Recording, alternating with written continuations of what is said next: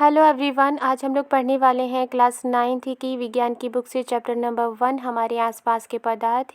इस चैप्टर को हम लोग क्विक रिवीजन करने वाले हैं। तो चलिए इस चैप्टर को शुरू करते हैं। सबसे पहले हम पढ़ लेते हैं कि पदार्थ किसे कहते हैं। इस दुनिया में हर एक चीज़ किसी न किसी सामग्री से बनी है। हर एक वस्तु किसी न किसी चीज़ से बनी होती है और उसे पदार्थ कहा जाता है। यानी कि इस दुनिया में हर एक चीज़ या तो पदार्थ है या फिर वो पदार्थ से बनी होती है। एग्जाम्पल के लिए हवा, भोजन, पत्थर, बादल, तारे, पौधे और पशु, यहाँ तक कि पानी की एक बूंद और रेत का एक कण, ये सभी पदार्थ हैं। पदार्थ में एक खास बात ये होती है कि उनमें द्रव्यमान होता है, यानी कि मास होता है, यानी उनमें वजन होता है। और दूसरा क्या है कि उनमें आयतन होता है। किसी भी चीज़ में अगर द्रव्यमान है, मास है यानी कि वजन है, और आयतन है यानी कि अगर वो पदार्थ जगह घेरती है, अगर वो चीज़ जगह घेरती है तो वो पदार्थ है। यहाँ पर आयतन के बारे में हिंट दिया गया है कि आयतन को हम कैसे मापते हैं। अंतर्राष्ट्रीय मात्रक पद्धति के अनुसार यानी कि SI यूनिट के अनुसार आयतन का जो मात्रक होता है वो घन मीटर होता है। यानी कि जो आयतन का नंबर होता है उस नंबर के साथ हम उसके बाद m क्यूब को ऐड करते हैं।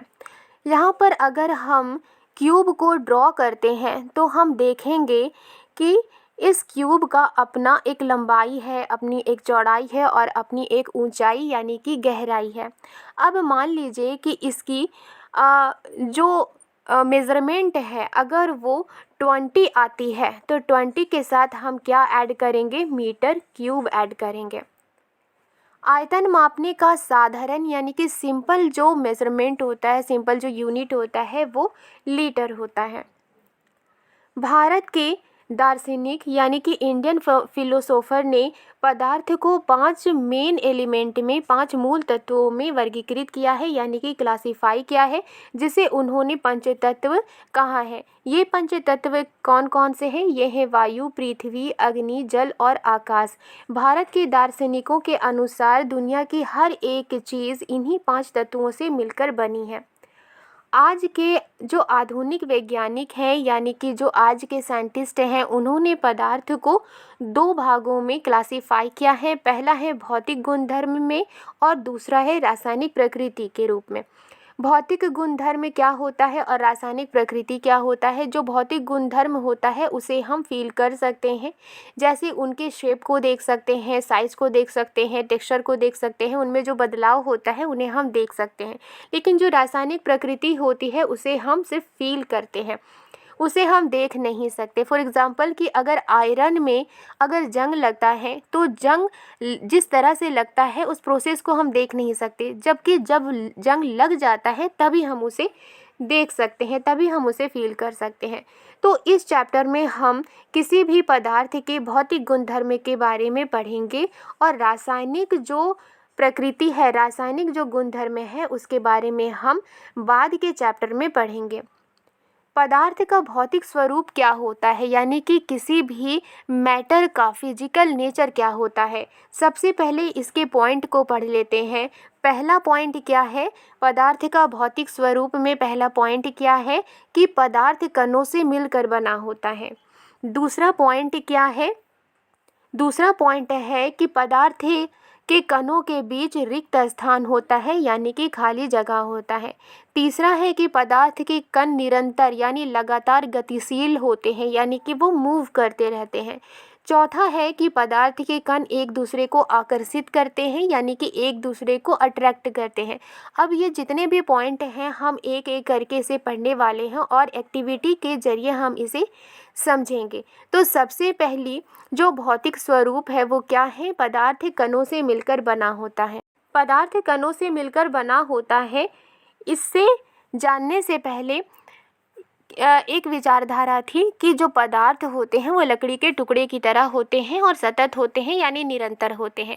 फिर उसके बाद हमें समझ आया कि जो साइंटिस्ट की मदद से हमने ये जाना कि जो पदार्थ होते हैं वो कणों से मिलकर के बने होते हैं। इसे जानने के लिए हम यहाँ पर एक एक्टिविटी करेंगे। 100 ml का एक बीकर लीजिए। इस बीकर में आपको आधा बीकर पानी भरना है और उसके बाद जहाँ तक आपने पानी भरा है उसके लेवल पर आपको निशान लगा देना है। फिर इसमें नमक या चीनी को कांच की छड़ की मदद से पानी में घोलना है। जब आप नमक और चीनी को घोल लेते हैं तो फिर आपको ऑब्ज़र्व करना है कि क्या पानी का जो लेवल था उसमें कोई बदलाव आया है या नहीं, पानी का लेवल ज़्यादा हुआ है या नहीं, या फिर पानी का लेवल कम हुआ है कि नहीं, और जो नमक है और जो चीनी है उसका क्या हुआ। जब आप नमक और चीनी को घोलेंगे पानी में तो आप ये पाएंगे कि नमक और चीनी पानी में घुल जाता है। ऐसा क्यों होता है? क्योंकि जो पानी का कण होता है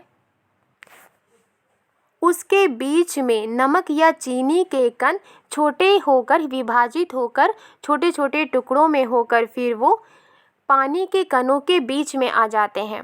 इस तरह से हम ये समझते हैं कि जो नमक और जो चीनी के कण हैं, पानी के कण हैं, वो बहुत छोटे होते हैं जिससे कि वो आपस में घुल जाते हैं। अब ये पदार्थ के जो कण होते हैं वो कितने छोटे होते हैं? जब आप एक एक्टिविटी करेंगे, पोटेशियम परमैंगनेट के 2 या 3 क्रिस्टल लेंगे और अगर आप उसे 100 ml पानी में घोल लेंगे और फिर इसी पानी से 10 ml लेकर दूसरे पानी में घोलेंगे, फिर इससे 10 ml लेकर तीसरे पानी में घोलेंगे, फिर इससे 10 ml लेकर चौथे पानी में घोलेंगे और फिर इसे 10 ml लेकर दूसरे पानी में घोलेंगे, तो आप ये देखेंगे कि पानी का कलर हल्का होता गया है लेकिन वो फिर भी रंगीन है। तो इससे हमें ये समझ आता है कि जो कण होते हैं पदार्थ के वो डिवाइड होते जाते हैं और वो पानी में घुलते जाते हैं, लेकिन जो कण होते हैं जब उन्हें पानी में घोला जाता है वो विभाजित होते जाते हैं। जैसे कि पोटेशियम परमैंगनेट के क्रिस्टल को हमने पानी में घोला तो वो डिवाइड होता गया। फिर एक ऐसा सिचुएशन आता है कि जब पदार्थ का जो कण है यानी पोटेशियम परमैंगनेट के जो कण हैं वो डिवाइड नहीं होते और इस तरह से वो पानी में घुलते जाते हैं। नेक्स्ट है, पदार्थ के कणों के बीच खाली जगह होता है। इसे हम कैसे समझेंगे? जब हम एग्जाम्पल लेते हैं पानी में नमक या चीनी को घोलने की, इससे हम समझ सकते हैं कि जो पदार्थ होते हैं उनके कणों के बीच में रिक्त स्थान होता है। जैसे कि हमने पहले एक्टिविटी में पढ़ा है, पहले क्रियाकलाप में पढ़ा है कि जब पानी के जो कण होते हैं उन्हीं के बीच में नमक या चीनी के जो कण होते हैं वो छोटे छोटे टुकड़ों में छोटे छोटे रूप में विभाजित होते हुए वो पानी के कणों के बीच में आ जाते हैं। ऐसा क्यों होता है? क्योंकि जो पानी के कण हैं उनके बीच में खाली जगह होता है, तभी नमक या चीनी के जो कण होते हैं वो पानी के कणों के बीच में एंटर करते हैं, वो पानी के कणों के बीच में समावेशित हो जाते हैं जिससे कि नमक या चीनी पानी में घुल जाता है। इससे हमें इस एक्टिविटी से हमें ये समझ आता है कि जो पदार्थ के कण होते हैं उनके बीच में रिक्त स्थान होता है, तभी एक पदार्थ का कण दूसरे पदार्थ के कण से मिक्स हो जाता है और वो घुल जाते हैं। नेक्स्ट भौतिक स्वरूप क्या है? पदार्थ के कण निरंतर गतिशील होते हैं। जो पदार्थ के कण होते हैं वो हमेशा गतिशील रहते हैं, मूव करते रहते हैं। इसे हम कैसे समझेंगे? इसे एक एक्टिविटी से समझेंगे। आप अपनी कक्षा के किसी कोने में एक बुझी हुई अगरबत्ती रख दीजिए। पहले अगरबत्ती को जला लीजिए, उसके बाद उसे बुझा दीजिए, उसमें से धुआं निकलेगी। अब जो ये धुआं निकलेगी वो पूरे कमरे में फैलेगी। क्या आपको खुशबू लेने के लिए अगरबत्ती के सामने जाना पड़ता है? बिल्कुल नहीं। आप कमरे में किसी भी जगह पर रहेंगे तो आपको अगरबत्ती की खुशबू मिलेगी। ऐसा क्यों होता है? ऐसा इसलिए होता है कि जो पदार्थ के कण होते हैं वो हवा में निरंतर उड़ते रहते हैं। इसी वजह से जो धुएं के जरिए जो खुशबू है वो पूरे कमरे में फैल जाती है और आपको अगरबत्ती की खुशबू महसूस होती है। इस एक्टिविटी से हम ये समझ सकते हैं कि जो पदार्थ के कण होते हैं वो निरंतर गतिशील होते हैं, यानी कि वो हमेशा मूव करते रहते हैं। जो पदार्थ के कण होते हैं वो हमेशा लगातार गतिशील होते हैं। आखिर इसमें कोई तो एनर्जी होगी जिसकी वजह से पदार्थ के कण गतिशील रहते हैं, यानी कि वो हमेशा मूव करते रहते हैं। तो पदार्थ के कण कौन सी ऊर्जा की वजह से गतिशील रहते हैं? तो गतिज ऊर्जा की वजह से गतिशील होते हैं। यानी कि अगर कोई चीज़ है और अगर वो मूव कर रही है, अपनी जगह पर नहीं है बल्कि वो मूव कर रही है, तो इसमें कौन सी ऊर्जा है? इसमें गतिज ऊर्जा है। इसीलिए वो जो चीज़ है वो गति कर रही है। इसी तरह जो पदार्थ के कण होते हैं वो भी गति करती रहती है। तो उसमें कौन सी ऊर्जा होती है जिससे कि वो गति करते हैं? तो उनमें गतिज ऊर्जा होती है। इसीलिए पदार्थ के कण गति करते रहते हैं। अब ये जो गतिज ऊर्जा होती है, तापमान के बढ़ने पर गतिज ऊर्जा बढ़ जाती है। अगर कोई भी पदार्थ है उसके कण में अगर टेम्परेचर को बढ़ाया जाता है तो जो पदार्थ है उसके कणों में तेज़ी आ जाती है और वो तेज़ी से गति करते हैं। इसलिए हम कह सकते हैं कि तापमान बढ़ने से, टेम्परेचर बढ़ने से कणों की जो गतिज ऊर्जा है वो भी बढ़ जाती है। दो अलग अलग पदार्थ जो होते हैं उनके जो कण होते हैं, अगर वो खुद ही मिल जाते हैं तो उन्हें विसरण कहा जाता है। यानी कि दो अलग अलग पदार्थ के कण जब आपस में मिल जाते हैं उसे विसरण कहा जाता है। पदार्थ के कण एक दूसरे को आकर्षित करते हैं, यानी कि अट्रैक्ट करते हैं। इसे हम कैसे समझेंगे? इसे भी हम एक एक्टिविटी के ज़रिए समझेंगे। यहाँ पर एक एक्टिविटी दी गई है। आपको लोहे की कील लेना है, एक चॉक का टुकड़ा लेना है और एक रबर बैंड लेना है। अब लोहे की कील पर आपको हथौड़ा मारना है, चॉक के टुकड़े को काटना है और रबर के जो टुकड़े हैं, जो रबर बैंड है उसे खींचना है। इन तीनों में से आपको क्या लगता है कि किसके कण में ज़्यादा ताकत है और किसके कण में ज़्यादा ताकत होने की वजह से वो आपस में एक दूसरे से जुड़े हैं? आप ये पाएंगे कि जो लोहे के कील होते हैं उनमें हथौड़ा मारने से वो थोड़ा टेढ़ा हो जाता है लेकिन टूटता नहीं है। चॉक के टुकड़े को जब आप काटते हैं तो वो आसानी से कट जाता है और जब आप रबर बैंड लेते हैं तो आप जब उसे खींचते हैं तो वो अपना आकार बदल लेता है, लेकिन जब आप उसे एज इट इज़ रखते हैं तो वो फिर अपने आकार में आ जाता है। ऐसा क्यों होता है?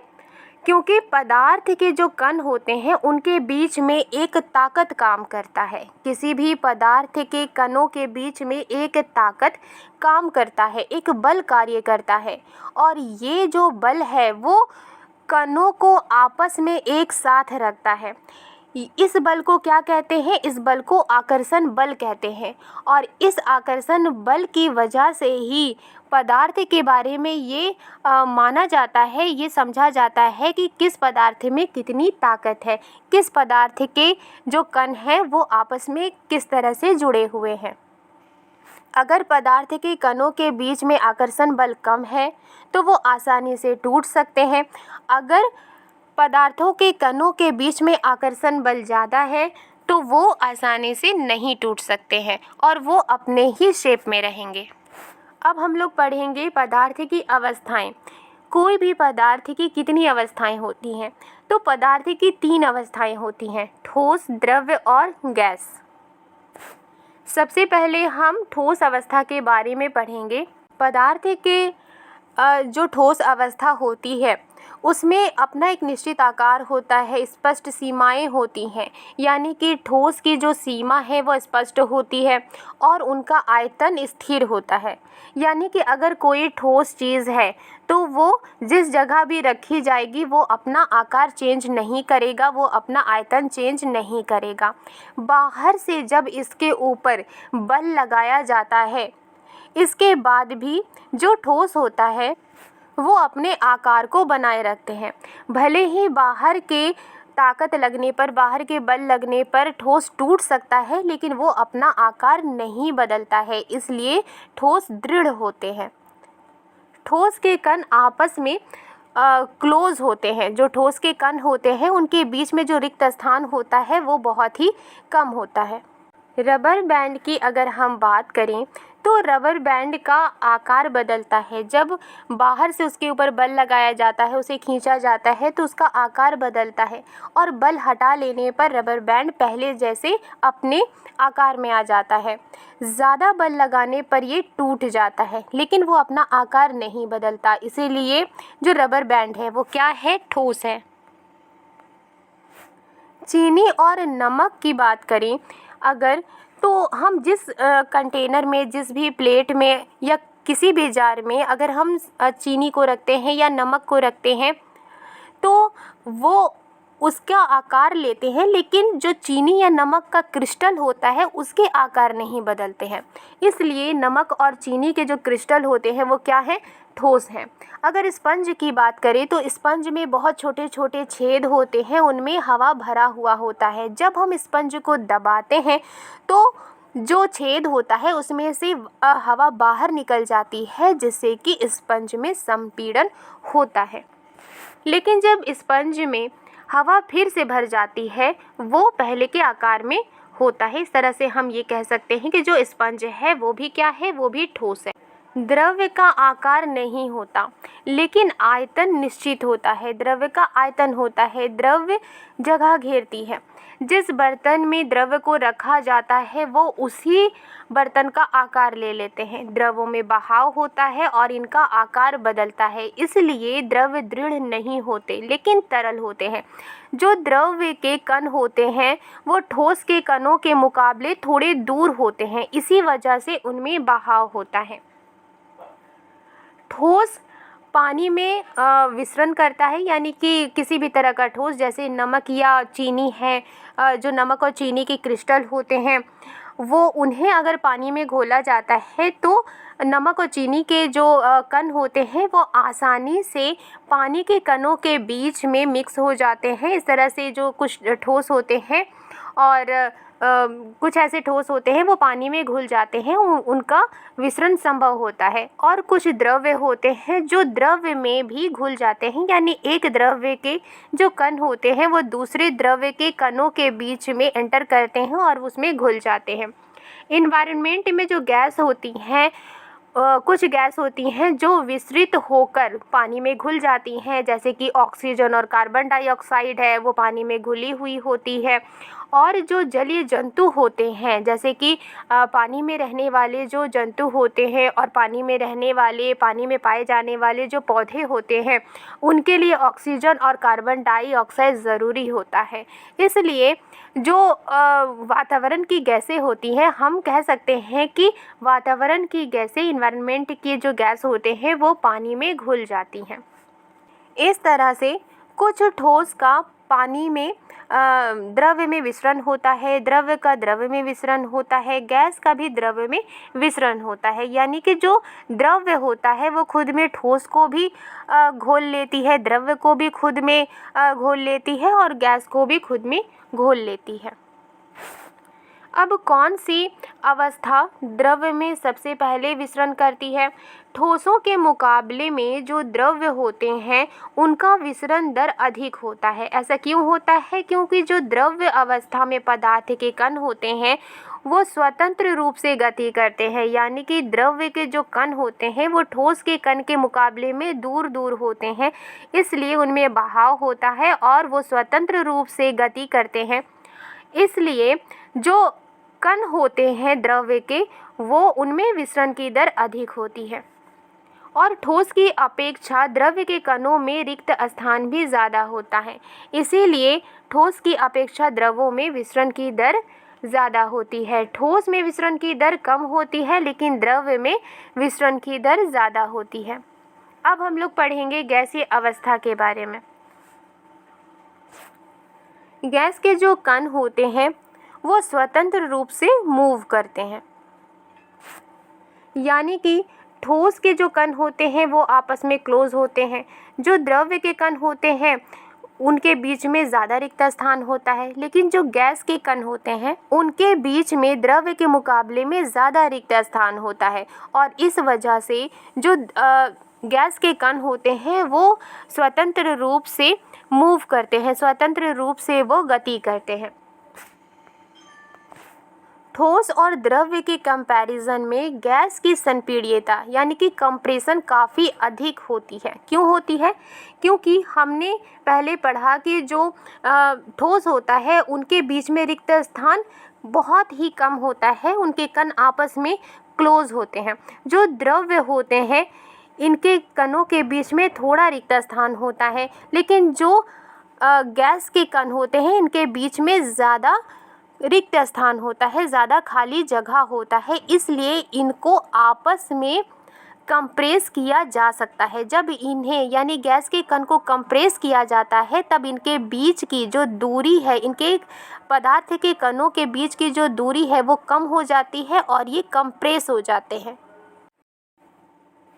जब गैस के कणों को कंप्रेस किया जाता है और गैस के कण जब आपस में नज़दीक आ जाते हैं तो वो पानी के रूप में बदल जाते हैं, यानी कि वो द्रव्य के रूप में बदल जाते हैं। इसे हम आगे समझेंगे।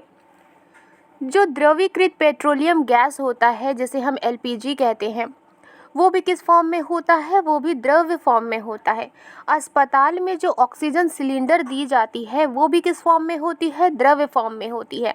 यानी कि जो ऑक्सीजन होता है उसको इतना कंप्रेस किया जाता है कि वो उसके जो कण होते हैं वो आपस में क्लोज हो जाते हैं, जिससे कि वो द्रव्य के रूप में बदल जाते हैं।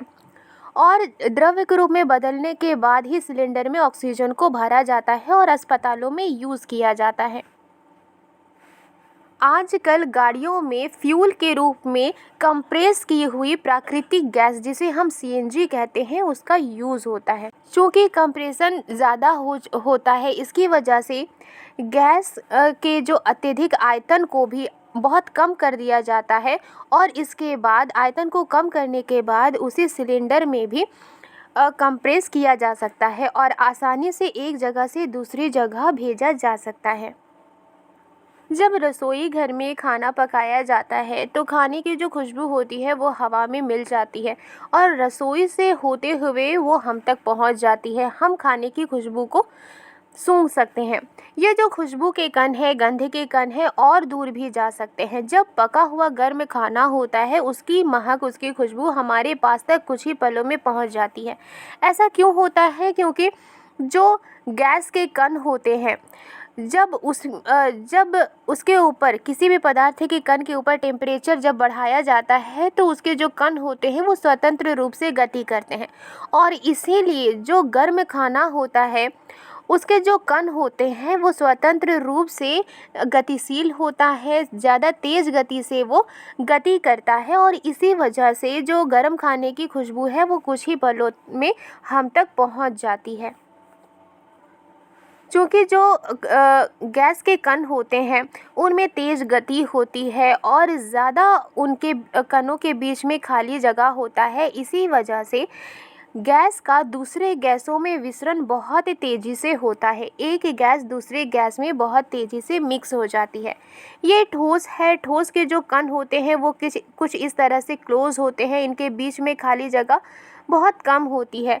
जो द्रव्य होते हैं इनके कणों के बीच में खाली जगह द्रव्य ठोस के मुकाबले ज़्यादा होती है, यानी कि द्रव्य के कणों के बीच में जो खाली जगह होती है वो कुछ ज़्यादा होती है। लेकिन जो गैस के कण होते हैं उनके बीच खाली जगह बहुत ही ज़्यादा होती है, जिससे कि वो स्वतंत्र रूप से गति करते हैं। गैसीय अवस्था में कणों की जो गति होती है वो अनियमित होती है। वो किसी भी डायरेक्शन में गति करते हैं और उनकी जो गति होती है वो ज़्यादा तेज़ होती है। इसी वजह से गति के कारण गैस के जो कण होते हैं वो आपस में टकराते हैं या फिर जिस बर्तन में होते हैं उस बर्तन की दीवारों से टकराते हैं।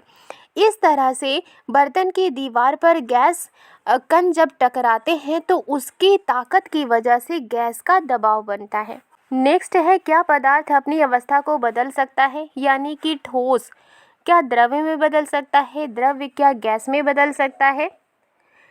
सबसे पहले जानेंगे कि तापमान परिवर्तन का प्रभाव, यानी कि पदार्थ के ऊपर जब टेम्परेचर बढ़ाया जाता है तो जो पदार्थ होता है उसके अवस्था में परिवर्तन होता है कि नहीं।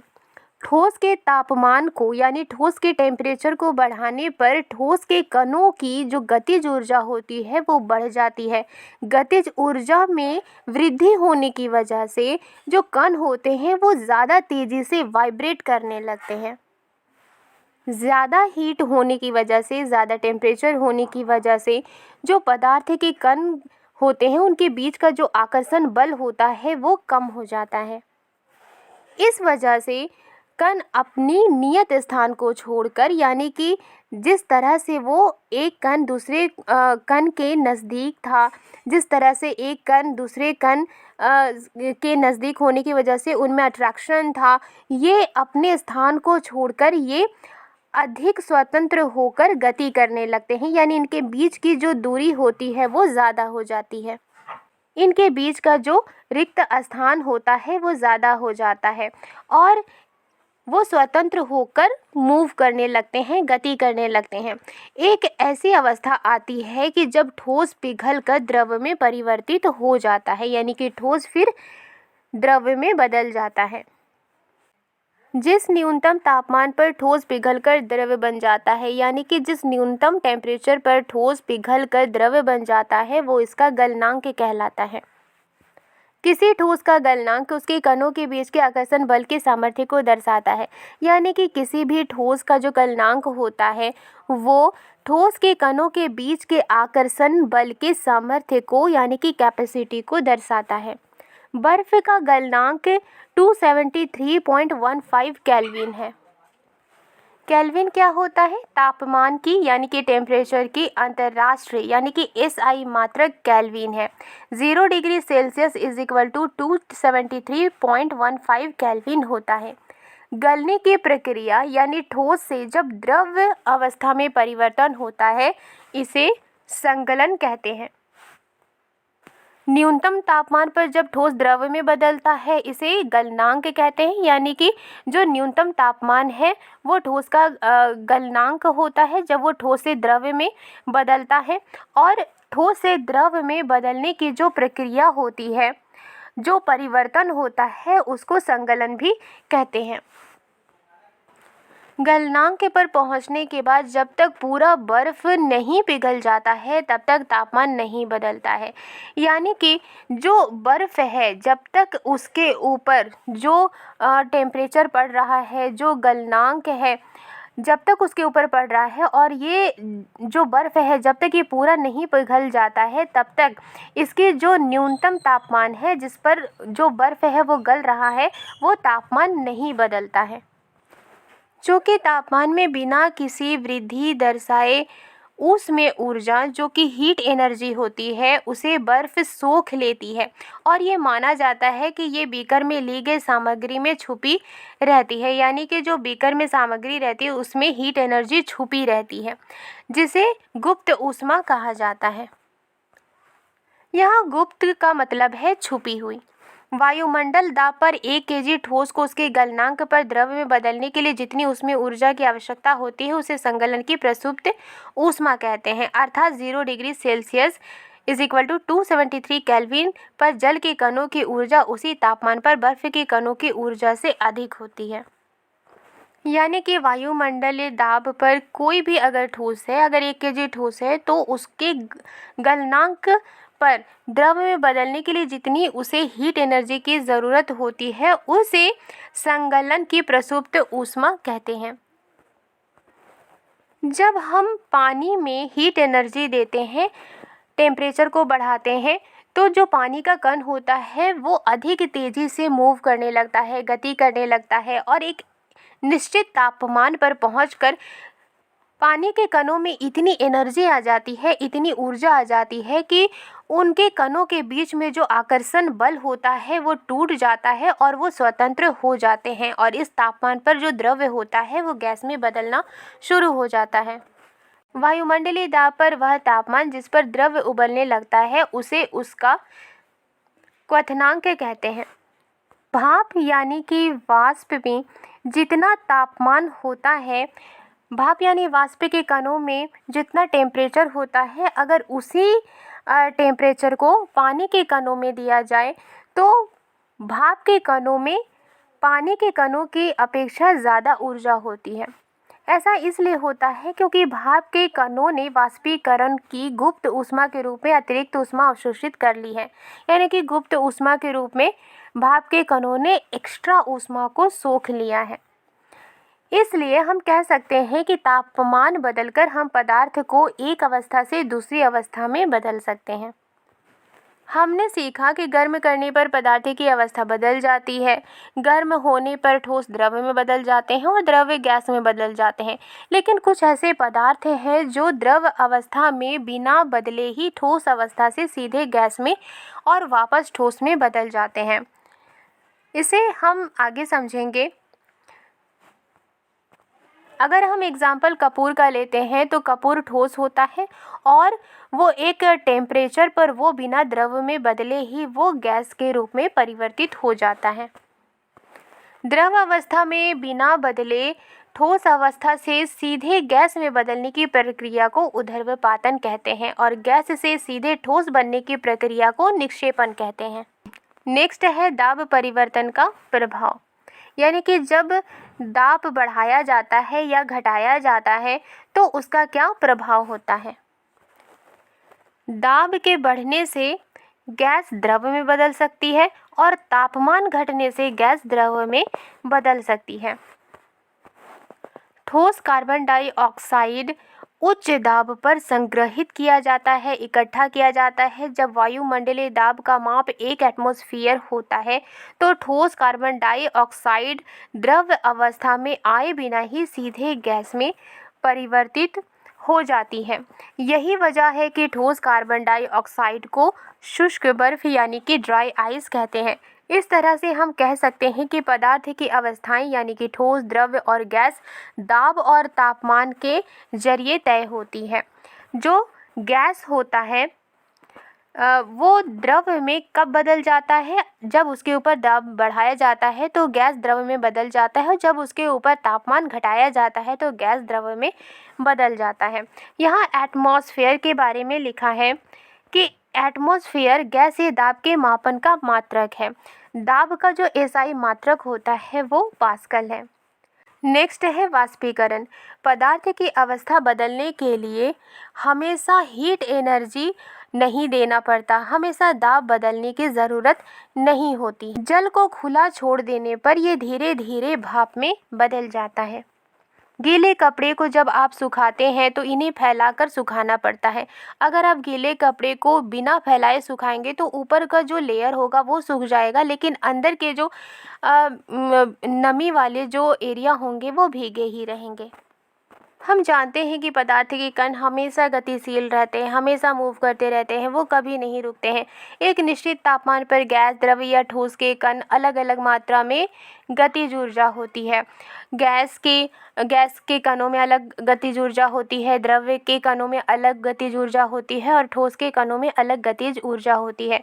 द्रवों में सतह पर स्थित कणों के कुछ अंशों में इतनी गतिज ऊर्जा होती है कि वे दूसरे कणों के आकर्षण बल से फ्री हो जाते हैं। क्वथनांक से कम तापमान पर द्रव के वाष्प में परिवर्तित होने की इस प्रक्रिया को वाष्पीकरण कहते हैं। वाष्पीकरण को प्रभावित करने वाले कौन कौन से कारक हैं? यहाँ पर पहला है सतह क्षेत्र बढ़ने पर। हम जानते हैं कि वाष्पीकरण एक सतही प्रक्रिया है, यानी कि कोई भी पदार्थ है सबसे पहले उसकी जो सतह होगी वहीं से वाष्पीकरण होता है। सतही क्षेत्र बढ़ने पर वाष्पीकरण की दर भी बढ़ जाती है। जैसे कपड़ा सुखाने के लिए हम उन्हें फैला देते हैं। नेक्स्ट है तापमान में वृद्धि। तापमान बढ़ने पर अधिक कणों को पर्याप्त गतिज ऊर्जा मिलती है। जब टेम्परेचर बढ़ाया जाता है तो जो कण होते हैं उनमें गतिज ऊर्जा ज़्यादा होती है, जिससे वे वाष्पीकृत हो जाते हैं, यानी कि जो पानी है वो भाप में बदल जाता है। नेक्स्ट है आर्द्रता में कमी। वायु में विद्यमान जलवाष्प की मात्रा को, यानी कि हवा में जो वाटर वेपर जलवाष्प होता है उसकी मात्रा को आर्द्रता कहा जाता है।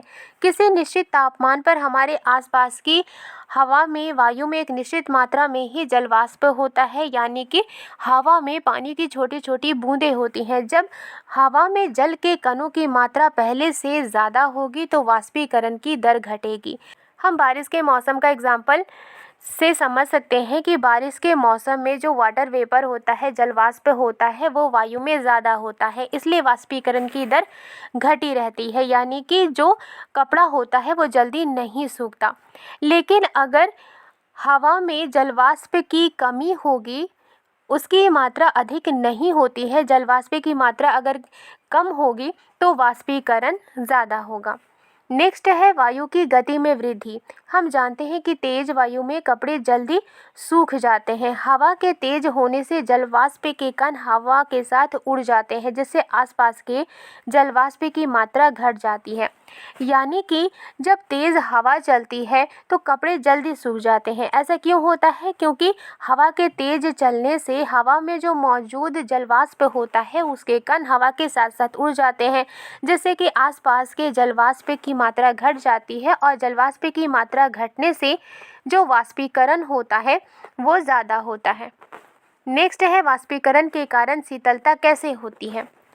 खुले हुए बर्तन में अगर द्रव्य रखा जाता है तो इसके लगातार वाष्पीकरण होता रहता है, यानी कि वो भाप में बदलता रहता है। वाष्पीकरण के दौरान कम हुई ऊर्जा को दोबारा से प्राप्त करने के लिए, यानी वाष्पीकरण के दौरान जब ऊर्जा में कमी आती है तो उस ऊर्जा को दोबारा से पाने के लिए जो द्रव्य के कण होते हैं वो आसपास से ऊर्जा को सोख लेते हैं, और इस तरह से आसपास से ऊर्जा को सोखने की वजह से ही शीतलता हो जाती है। यहाँ एग्जाम्पल के रूप में आप एसीटोन से समझ सकते हैं कि जो एसीटोन होता है, जब आप उसे हथेली पर रखते हैं तो आपको ठंड का एहसास होता है। ऐसा इसलिए होता है क्योंकि जो एसीटोन है जब वो आपके हाथ में रहता है तो वो आसपास से ऊर्जा इकट्ठा कर लेता है, आसपास से ऊर्जा प्राप्त करता है और वो वाष्पीकृत हो जाता है, जिससे कि हथेली पर शीतलता महसूस होती है।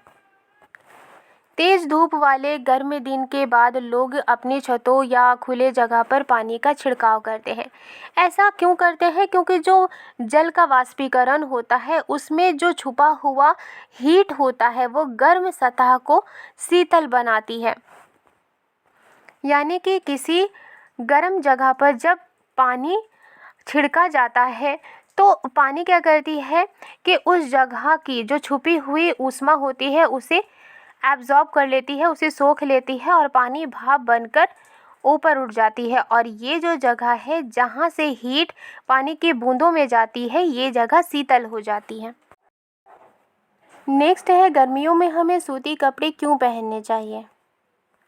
शारीरिक क्रिया के कारण, यानी मेहनत करने की वजह से और गर्मी की वजह से हमें पसीना आता है, और इस पसीने से ही हमें शीतलता मिलती है। कैसे हमें शीतलता मिलती है? जो हमारे शरीर का पसीना होता है वो गर्मी को सोख लेता है, ऊष्मा को सोख लेता है और वो वाष्पीकृत हो जाता है, जिससे हमारे शरीर को शीतलता मिलती है। हम जानते हैं कि वाष्पीकरण के दौरान द्रव्य की सतह के कण हमारे शरीर या आसपास से ऊर्जा प्राप्त करते हैं और वाष्प में बदल जाते हैं। वाष्पीकरण की प्रसुप्त ऊष्मा के बराबर उसमें ऊर्जा हमारे शरीर से अवशोषित हो जाती है, यानी हमारे शरीर से जो हीट एनर्जी है वो सोख ली जाती है, जिससे शरीर शीतल हो जाता है।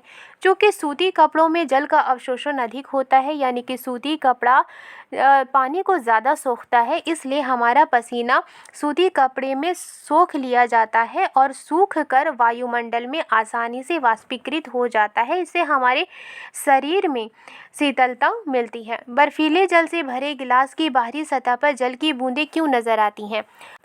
बर्फीले जल से भरे गिलास की बाहरी सतह पर जल की बूंदें इसलिए नज़र आती हैं क्योंकि बर्फीले जल से भरे गिलास के अंदर बर्फीला जल होता है और ये ठंडा होता है, और गिलास के बाहर की जो वायु होती है उसमें जल वाष्प की छोटी छोटी बूंदें होती हैं, वाटर वेपर की छोटी छोटी बूंदें होती हैं। जब वायु गिलास के बाहरी सतह के कांटेक्ट में आता है तो वायु में जो वाटर वेपर होता है, जल वाष्प होता है, वो भी ठंडा हो जाता है और ठंडा होकर गिलास के बाहरी सतह पर छोटे छोटे बूंदों के रूप में हमें नज़र आता है। आज के लिए बस इतना ही। आई होप ये वीडियो आपको पसंद आई है तो लाइक एंड सब्सक्राइब करना मत भूलिएगा। मिलती हूँ नेक्स्ट वीडियो में। Thank you.